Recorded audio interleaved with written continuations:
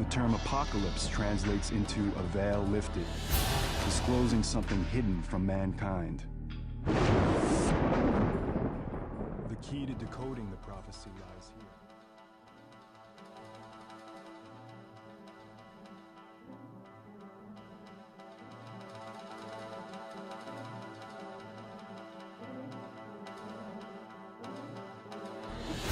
In the book of Revelation, the last book of the New Testament. Revelation was written by a prophet named John of Patmos in about 100 AD. Of all the books in the Bible, it is the most mysterious and controversial. The book of Revelation is meant to paint a picture of the total devastation of the earth in preparation for the Day of Judgment, God's master plan for the end of the world. And the book of Revelation describes this master plan as being written on a scroll that's sealed with 7 seals.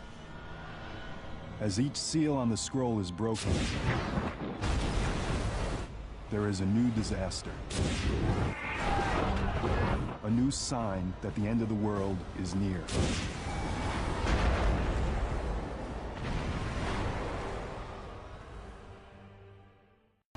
To those who believe in the book of Revelation, the warning signs that mark the beginning of the prophecy are clear.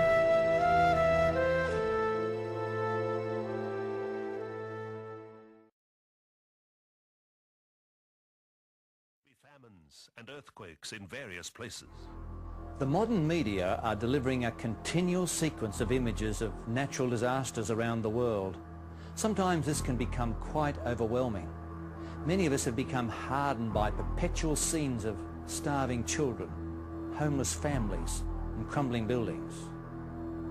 Note that these events seem to take place with greater frequency than before and in new places.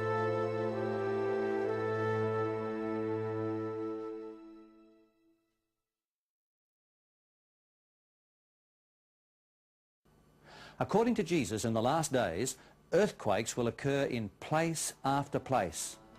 Here's a list of major earthquakes this century.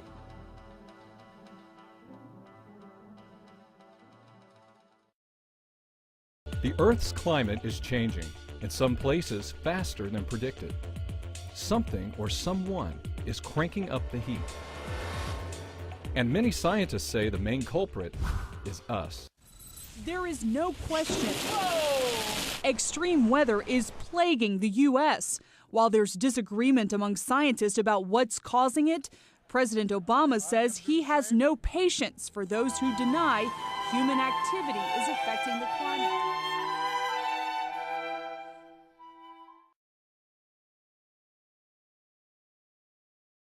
Today, for the sake of our children and the health and safety of all Americans, I'm directing the Environmental Protection Agency to put an end to the limitless dumping of carbon pollution from our power plants and complete new pollution standards for both new and existing power plants. The old rules may say we can't protect our environment and promote economic growth at the same time, but in America, we've always used new technologies. We've used science, we've used research and development and discovery. It's not an either or, it's a both and. We've got to look after our children, we have to look after our future, and we have to grow the economy and create jobs. We can do all of that as long as we don't fear the future, instead we seize it.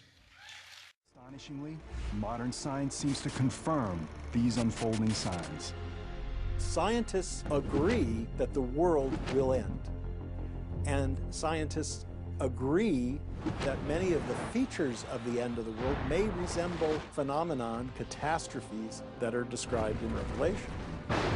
What they disagree about is whether this is the will of God, as prophesied in Revelation, or whether it's just an accident of the natural world.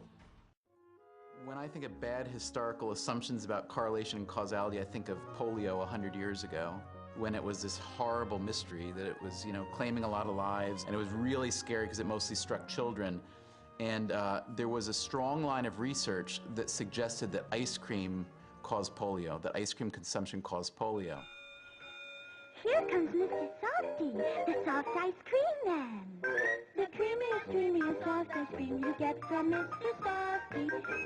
The reason that correlation was thought to be causal was that polio spiked in the summertime for reasons that really weren't very well understood, but it did. And ice cream sales spiked during the summertime. So these researchers had seen that whenever there was a lot of ice cream being sold and consumed, there was a lot more polio. And so there was really literally the beginnings of this kind of ice cream persecution to try to stomp out polio. And it sounds ridiculous, but you see it all the time now, people trying to fight against or build up something that they're sure is connected to something else, in which it turns out just isn't.